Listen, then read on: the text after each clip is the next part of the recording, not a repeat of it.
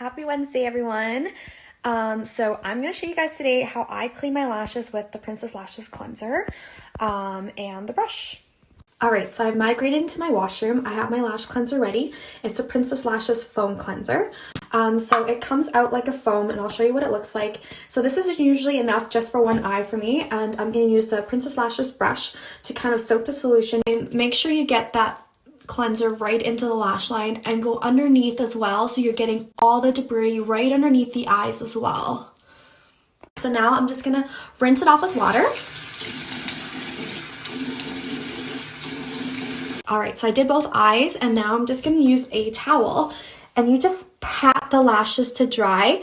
You don't ever want to rub, just pat, so then you can get all the excess water out of your lashes. Okay, so now I'm using a fan, and I'm just going to brush through my lashes just to dry them out so they don't stay clumpy. And notice how there's even a fan on here. There is the natural lash attached to it, which is what you want to see.